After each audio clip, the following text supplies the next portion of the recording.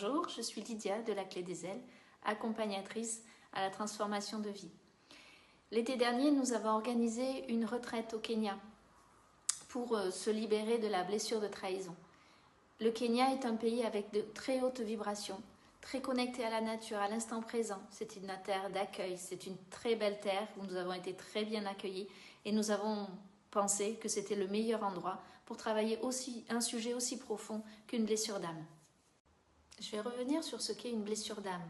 C'est un traumatisme causé par un événement vécu lors d'une vie antérieure. Un traumatisme tellement profond et retentissant qu'il ébranle tout l'être. La psyché, les pensées, le cœur, le corps, l'âme, tout en garde des traces, comme une blessure qui ne guérit jamais et qui est revécue de vie en vie, jusqu'à ce que nous soyons prêts à la libérer. Et visuellement, ce que nous voyons sur l'âme, c'est vraiment comme une déchirure, comme un papier déchiré, et qui reste déchiré tant qu'on ne l'a pas libéré. Au Kenya, nous sommes allés travailler la blessure d'âme de trahison. Les trahisons, il en existe plusieurs. La trahison envers l'autre et la trahison envers soi-même. Envers l'autre, c'est lorsqu'on ne respecte pas un engagement, qu'on agit contre l'autre, contre le camp de l'autre. Et la trahison envers soi-même, c'est lorsqu'on agit contre soi-même, qu'on joue contre son camp. C'est une forme d'auto-sabotage. Et c'est la trahison envers soi-même qui est la plus difficile à détecter, car on ne se voit pas faire, on ne voit pas nos comportements, on ne voit pas s'auto-saboter et se faire du mal. Quand on est dans la blessure de trahison, comment on peut se sentir? On peut avoir le sentiment que notre vie est bloquée, que nos projets n'avancent pas, malgré tous nos efforts.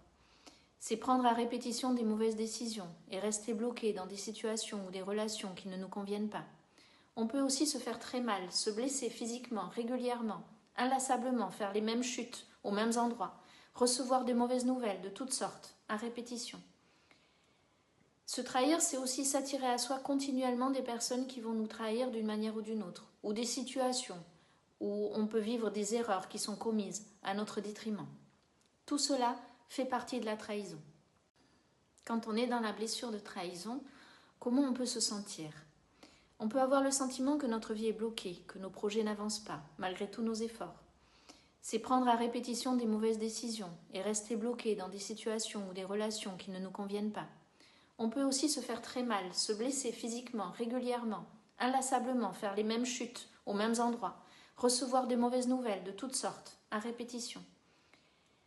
Se trahir, c'est aussi s'attirer à soi continuellement des personnes qui vont nous trahir d'une manière ou d'une autre, ou des situations où on peut vivre des erreurs qui sont commises à notre détriment. Tout cela fait partie de la trahison. Lors de notre retraite au Kenya, nous avons mis au point un programme de libération sur plusieurs jours, avec deux objectifs. D'une part, réparer le karma de trahison, et d'autre part, libérer la vie actuelle de cette énergie de trahison. En ce qui concerne le karma, nous sommes allés visiter la vie antérieure pour comprendre ce qui a provoqué la blessure de trahison. Nous en avons réparé tous les impacts au niveau psychologique, émotionnel, corporel, relationnel. Nous avons terminé par un soin de guérison sur l'âme de chacun des participants. Et en ce qui concerne la vie actuelle, nous avons aidé chacun à mettre en lumière les nœuds de trahison qu'ils pouvaient porter et vivre et renforcer des énergies positives à l'intérieur d'eux afin qu'ils prennent les bonnes décisions au retour du voyage. Notre prochaine retraite au Kenya, nous l'avons prévue au mois d'août de l'année prochaine et nous traiterons toutes les blessures d'âme. Il en existe plusieurs et nous nous sentons appelés pour animer un groupe ayant n'importe quelle blessure d'âme, que ce soit le rejet, l'injustice, la trahison encore ou bien d'autres. Si vous êtes intéressé, si vous souhaitez vivre cette aventure particulière, vivre l'instant présent avec le peuple Maasai, être libéré d'une blessure d'âme très profonde, contactez-nous, nous sommes à votre disposition et à votre écoute. À très bientôt.